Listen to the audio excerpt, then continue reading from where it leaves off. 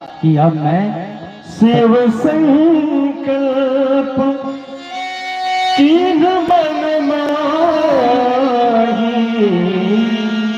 शिव संकल्प तीन मन माही, शिव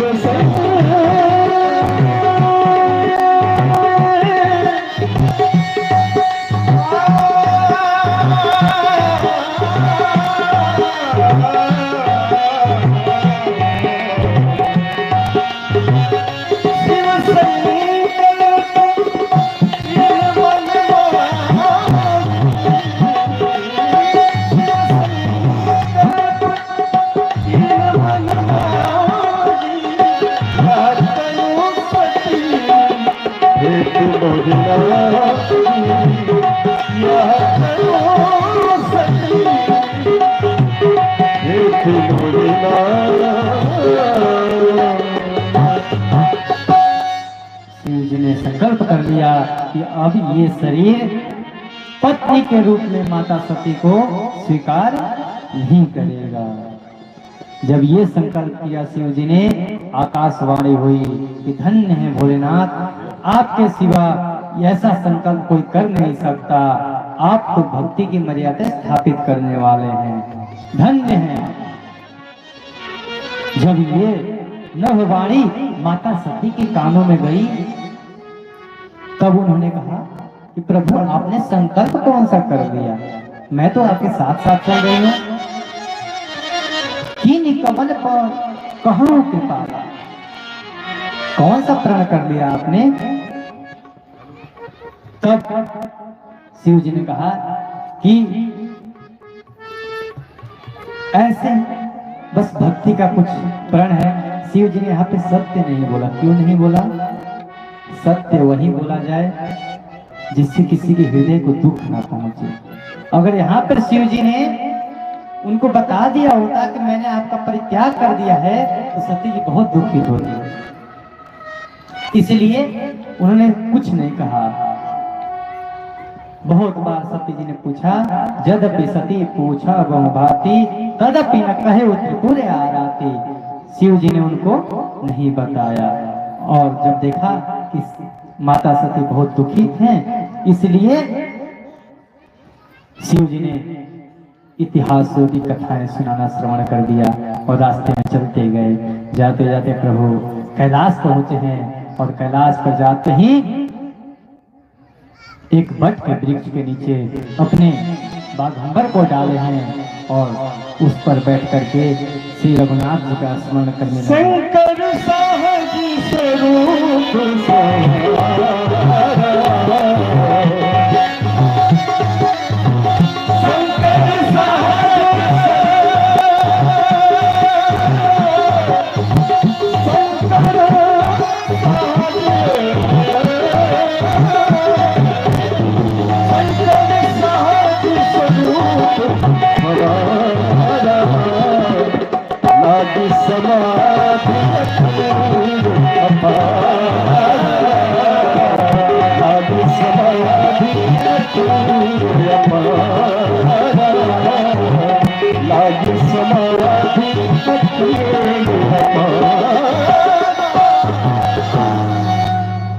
प्रभु जी अपने स्वरूप में आ गए।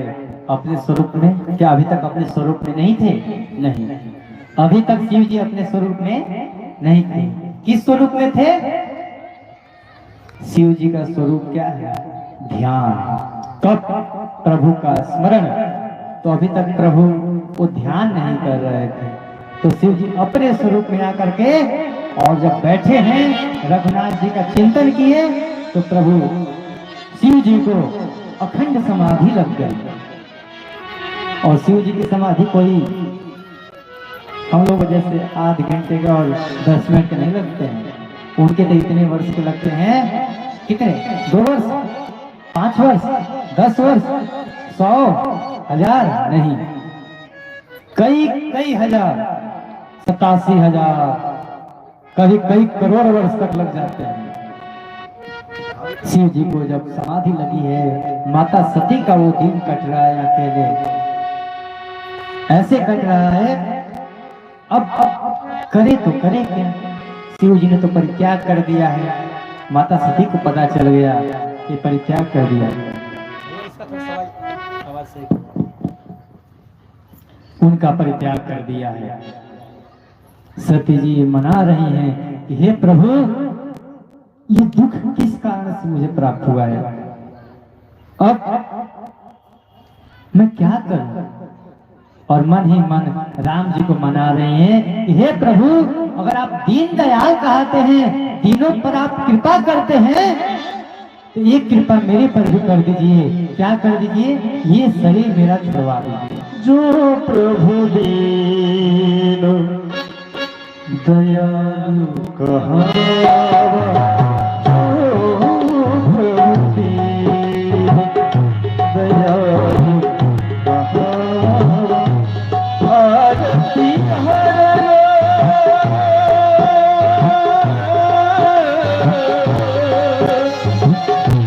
आरती हरण तेज जस गावा, जो प्रभु दीन दयालु कहावा।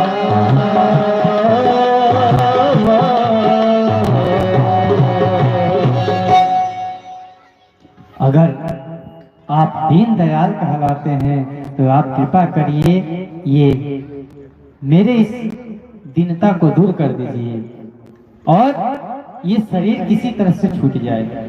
अगर मैं मन, क्रम और वाणी से शिव जी का ही सेवन करती हूँ, शिव जी के चरणों में मेरा अनुराग है, तो ये शरीर जल्दी ही छूट जाए। इसी प्रकार माता सती का दिन बीत रहा है। बीते संवत सहस्र 87 तजी समाधि शंभु अविनाशी। 87,000 वर्ष बीत चुके थे। तब शिव जी ने अपना ध्यान खोला। राम राम शिव सुमिरन लागे, राम राम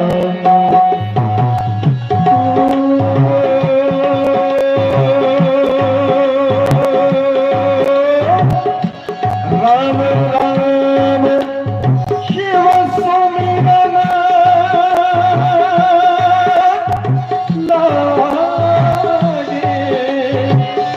राम राम शिव सुमिरन लागे, जाने वो सती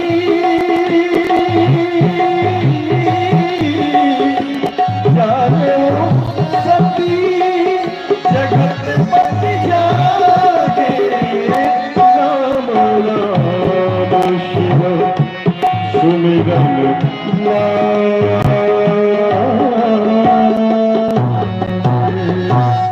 शिव जी उठते हैं, राम राम राम राम का स्मरण करने लगे। इस राम नाम के स्मरण से सती जी को पता चला कि प्रभु की समाधि खुल गई है। दौड़ी गई और प्रभु के चरणों में प्रणाम करके उनसे निवेदन कर रही थी। तब शिव जी ने उनको अपने वाम भाग में आसन नहीं दिया, अपने सन्मुख आसन देना। सन्मुख शंकर आसन देना, अपने सन्मुख आसन दे करके और लगे हरि कथा कहने। उसी समय की बात है कि सती जी के पिता दक्ष, उसको ब्रह्मा जी ने प्रजापति बनाया और प्रजापति के बाद प्रजापतियों का नायक बना दिया। जब प्रजापति का नायक बन गया दक्ष, तो उस समय बहुत बड़ा यज्ञ का अनुष्ठान किया उन्होंने और उन यज्ञों में सबको निमंत्रण भेजा, सबको बुलाया, बस शिव जी को नहीं बुलाया। सभी लोग अपने अपने विमान सजा करके उसी कैलाश के ऊपर से जा रहे हैं और विमानों में बैठी हुई देवताओं की पत्नियां सुंदर सुंदर गीत गा रही हैं। कहां से उड़ रहे हैं? जहां माता सती और शिव जी बैठे हैं। जब सती जी ने देखा कि ये सब विमान में देवता लोग कहां जा रहे हैं, इन देवियों को ही पता था कि सती को निमंत्रण नहीं भेज गया है, और नहीं भेजा गया तो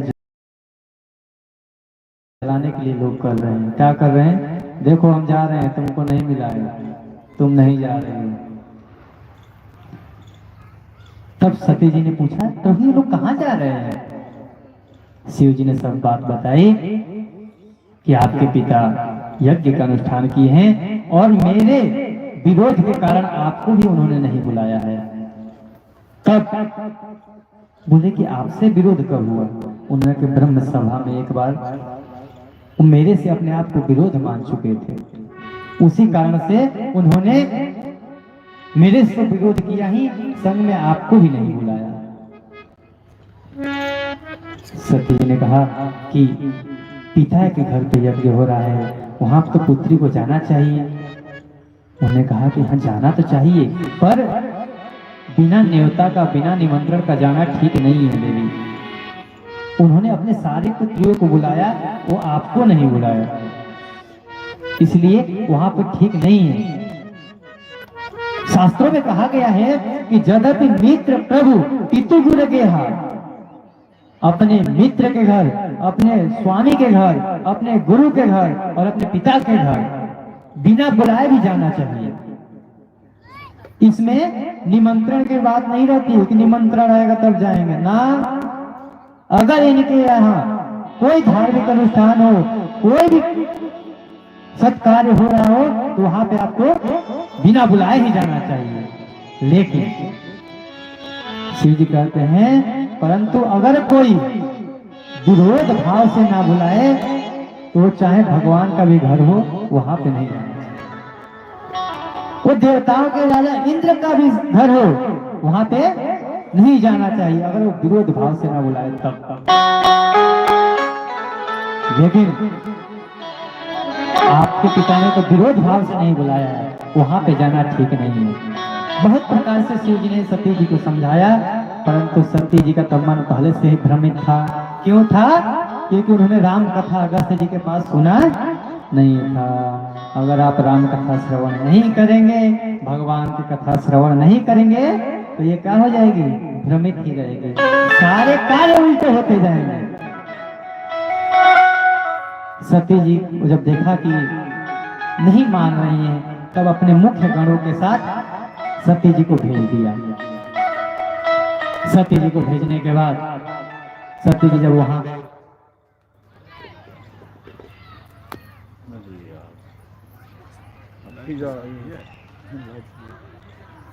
चलते रहने देना।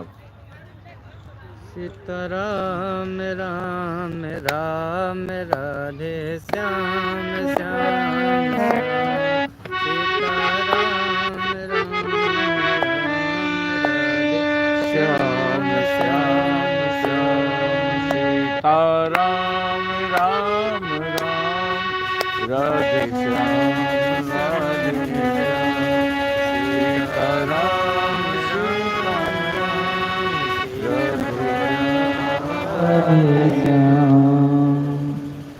सती जी वहां पर गई तो वहां पे दक्ष के क्रोध के कारण कोई भी सती से मिल नहीं रहा है। लेकिन बोलते हैं ना, सब भले ही पराये हो जाए, पर माता कभी पराई नहीं होती। कोई मिले चाहे ना मिले, सती जी से उनकी माता जरूर आकर के गले से लगा ली, अरे मेरी बेटी आई है, बहुत दूर से आई है, उनको गले लगा करके उनका सत्कार किया। और जो बहनें थी वहां पे सती जी की, वो सब क्या मिली, कैसे मिली? भगिनी मिली, बहुत मुस्कुराता, बहुत मुस्कुराते हुए मिली। देखिए, मुस्कुराना अच्छी बात है, मुस्कुराना अच्छी बात है, जीवन में मुस्कुराना चाहिए। लेकिन बहुत मुस्कुराना ये गलत बात है, ये व्यंग्य हो जाता है। जैसे व्यंग्य में मारते हैं, हंसते हैं, तो वैसे ये बहने कैसे व्यंग्य के भांति हंस रही है, अधिक मुस्कुरा रही है। हमको तो निमंत्रण गया था तब हम आए हैं, देखो बिन बुलाए मेहमान हैं, नहीं बुलाया गया तब आ गए। लेकिन वहां पे दक्ष देखा कि पुत्री आई है, दक्ष ने माता सती से मिला है।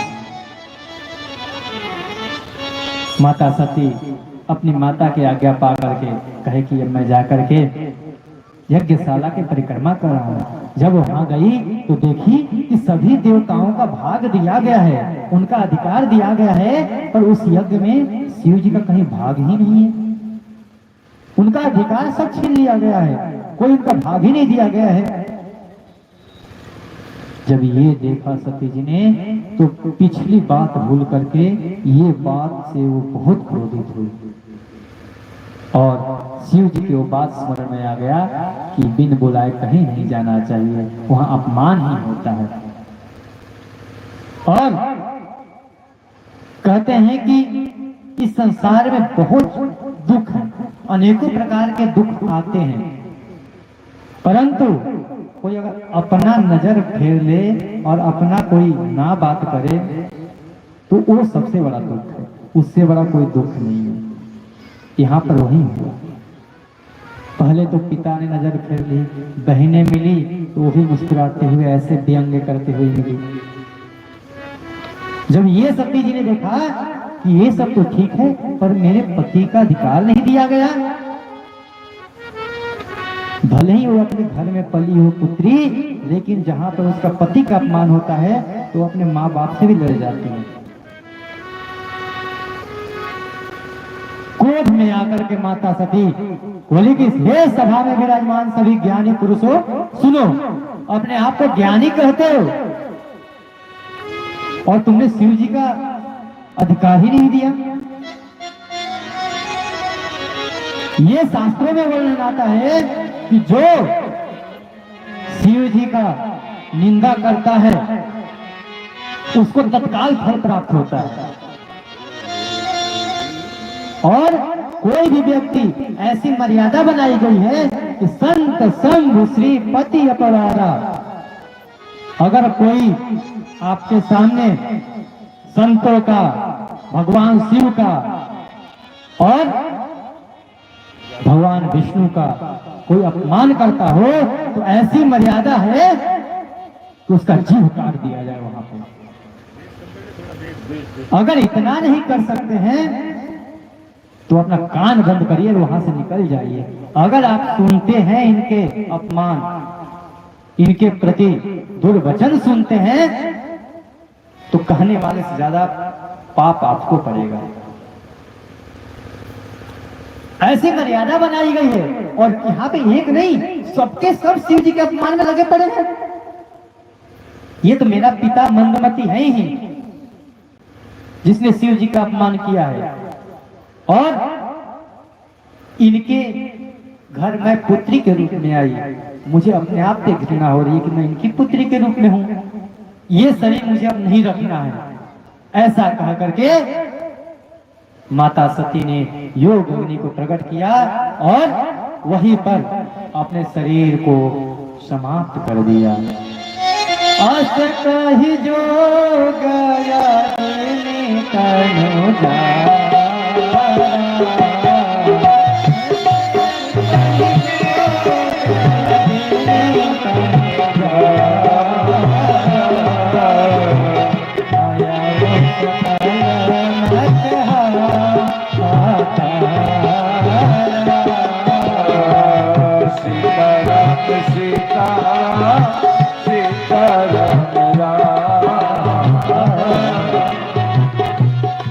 कहते हैं माता सती ने योग अग्नि द्वारा अपने उस शरीर का त्याग कर दिया।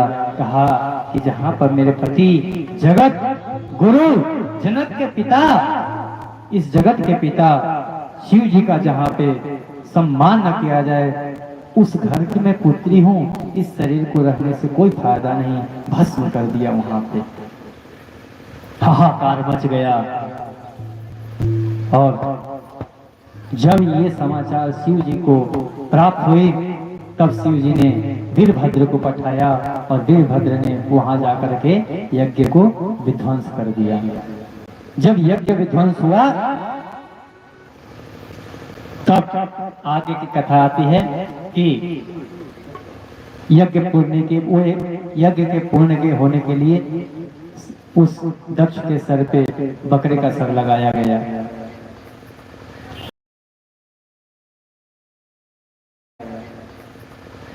और इसी प्रकार से शिव जी कहते हैं कि आगे की कथा सबको पता है, तो अब वही माता सती अगला जन्म पाई और उस जन्म में राजा हिमालय के घर में जन्म ली।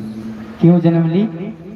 क्योंकि जब शरीर त्याग कर रही थी तो उस समय रघुनाथ जी से ये वरदान मांगा था, सती मरत हरिशन बर मांगा, जन्म जन्म शिव पद अनुरागा। और छोटे से ही माता पार्वती के शिव जी के चरणों में प्रेम बढ़ गया। वो राजा हिमालय के घर में धीरे धीरे बड़ी होती जा रही हैं, बड़ी होती जा रही हैं और सारे सुख समृद्धि मानो कि राजा हिमालय के घर में आ चुके हैं। माता सती कुछ बड़ी हो गई हैं। उसी समय देवर्षि नारद जी आए हैं और नारद जी ने जब यहाँ आए तो महाराज हिमालय ने कहा कि आइए, प्रभु का सत्कार किया और उनके चरण पखारा, चरण के जल को पान किया और अपने पूरे महल में सिंचवाया उसको। उनको सुंदर आसन देकर बैठाया और माता पार्वती को बुलाया और उनसे हाथ दिखवाकर कहा कि हे देवर्षि, जरा मेरी पुत्री का हाथ देखिए, तो इसके गुण और दोष के बारे में बताइए। इसमें दोष क्या है, गुण क्या है? यही तो होता है। आजकल भी कोई महात्मा आ जाए तो तुरंत हाथ दिखाते हैं कि बताइए क्या है भाग्य में, मैं कमाऊंगा कि नहीं कमाऊंगा। हाँ, तब नारद जी ने माता पार्वती के हाथ को देखते हुए कहा, हे महाराज, आपके पुत्री तो सभी लक्षणों से युक्त है, इसमें कोई दोष नहीं है, ये गुण के खान है, ये हमेशा अपने पति की प्रिया ही रहेगी। लेकिन कुछ दोष हैं जो मैं आपको बता रहा हूं, सुनिए। ये इसमें तो कोई दोष नहीं है, पर इसको जो पति मिलेगा उसमें थोड़ी बहुत दोष है। वो अगुण होगा, उसमें कोई गुण नहीं होगा, अमान होगा, उसके माता पिता नहीं होंगे, उदासीन से भटकते रहेगा और वो जोगी होगा, जटिल होगा, जटा बड़ा कैसे घूमने फिरने वाला होगा, स्मशान में रहने वाला होगा। जब ये सुने हिमालय जी, उनका शरीर कांप गया। इतनी सुंदर मेरी पुत्री को ऐसा पति मिलेगा? तब नारद जी बोले कि मेरी वाणी झूठी नहीं हो सकती है, इसके भाग्य में ऐसा ही है। यद्यपि वर अनेक जग माए, यद्यपि वर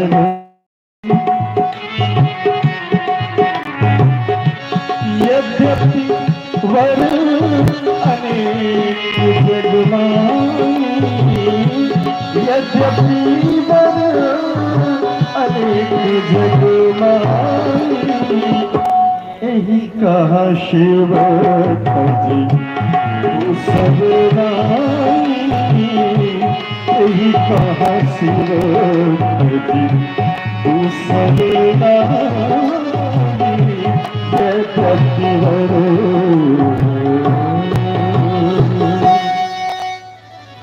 नारद जी कहते हैं कि इसको तो वही मिलेगा जो इसके भाग्य में लिखा हुआ है। तब थोड़ा नारद जी को लेकर के साइड में गए, कहे हे प्रभु, कुछ ले दे के काम बदल जाएगा, दूल्हे को बदल देते हैं। नारद जी का मेरे को घूसखोर समझ रखे हो, घूस दे रहे हो? उनका घूस नहीं है, किसी तरह से इतनी सुंदर पुत्री को ऐसा पति मिले। तब नारद जी थोड़े कुपित भाव से होकर बोले, कह मुनि सही भवंत सुनो, जो विधि लिखा लीलार, देव धनुज नर नाग मुनि को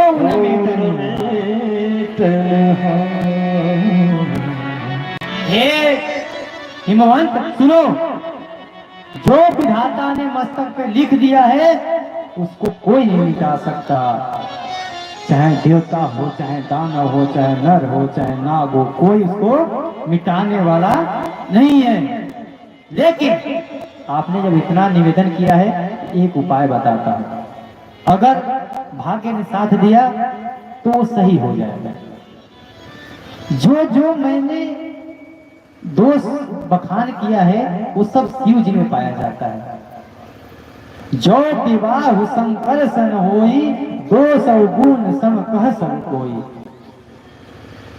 अगर आपकी पुत्री का विवाह शंकर जी के साथ हो जाए ना तो काम बन सकता है, वो दोष भी गुण हो जाएंगे।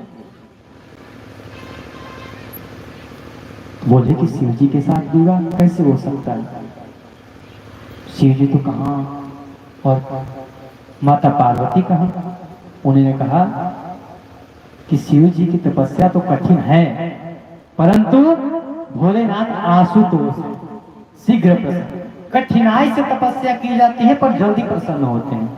इसलिए राक्षसों को भी देखेंगे ना, तुरंत शंकर जी को ही प्रसन्न करते हैं। और ये इतने आशुतोष हैं, इनका देखो तुलसीदास जी ने इस मानस में शिव जी का एक नया नाम रखा है। क्या है? अवधर रानी। जैसे दूर होके जाते हैं कहीं भी, जो मांगा भगवान हमें ऐसा वर दे दो कि जिसके सर पे हाथ रखे मर जाए, ले जा भैया, उन्हीं पे पड़ गया, लो भैया वो तुम ही हो। तो ऐसे शिव जी हमारे आशुतोष हैं, शीघ्र प्रसन्न हो वाले। कहते हैं कि अगर भाग्य को कोई मिटा सकता है तो केवल शिव जी। भाइयों ने कहीं त्रिपुरारी, भाग्य को अगर मिटाने वाले हैं तो शिव जी। इसीलिए शिव जी का पूजन करना चाहिए। भाग्य में जो ना हो, भाग्य में जो हो वो तो देते ही हैं, लेकिन जो भाग्य में ना हो वो भी दे देते हैं। इस प्रकार से कह करके नारद जी वहां से चले गए हैं। माता पार्वती के माता कहती है मैना जी कि मैं कुछ भी हो जाए ऐसे वर से अपनी पुत्री का विवाह नहीं करूंगा। मैं अपनी पुत्री को लेकर के इस धरती में समा जाऊंगी, पर्वत के शिखर से छलांग लगा दूंगी, अग्नि में प्रवेश कर जाऊंगी, पर अगर ऐसा वर मिलेगा तो विवाह नहीं करूंगी। मैं अपने पुत्री का विवाह इसके योग्य वर से ही करूंगी, नहीं तो कुंवारी ही मेरे यहाँ रहेगी। ठीक है। राजा हिमालय से कहती है मैना जी देखिए अगर आप ऐसे से विवाह करते हैं ना तो आप तो पहले ही जड़ है, पर्वत है। लोग भी आपको कहेंगे कि जैसा जड़ है वैसे इसकी बुद्धि है, किससे विवाह कर दिया ऐसे सुंदर पुत्री का। हिमालय जी कहते हैं कि देवी सुनो, चंद्रमा में हो सकता है कि अग्नि प्रकट हो जाए, लेकिन नारद जी का वाणी कभी झूठा नहीं हो सकता। उन्होंने जो कहा है वही सच होगा। जब माता पार्वती ने देखा कि मेरे माता पिता मेरे को लेकर चिंतित हैं, तब उन्होंने कहा कि हे माता मैंने एक सपना देखा है और स्वप्न में एक ऋषि आकर के मेरे को आदेश कर रहे हैं कि जा करके तप करो, इसलिए आप हमें आज्ञा दीजिए। बहुत करने पर माता पार्वती को राजा हिमालय और मैना जी ने आज्ञा दी है और वो जा करके तपस्या करने लगी। इधर घर में हिमालय जी और मैना जी बहुत दुखी थे पुत्री को लेकर के। तब नारद जी आकर के और उनको समझाए, वेद शिरा ऋषि आए और समझाए कि आप उनको साधारण मत समझिए, और सारी जो पुरानी कथा थी सती की कि किस प्रकार से उन्होंने धर्म किया, किस प्रकार से शिव जी त्याग किए, वो सब कथा उनको श्रवण कराया। तब जाकर उनके मन में कुछ आशा लगी और माता पार्वती जाकर के हरिद्वार के कंखल क्षेत्र में, वहां बिलकेश्वर है, बिलकेश्वर महादेव जी का मंदिर है, उसी बेल के वहां पे एक बिल्व पत्र का पेड़ आज भी है, बिल्व का, उसी बेल के पेड़ के नीचे तपस्या करने लगे। बहुत समय तक माता ने तपस्या किया।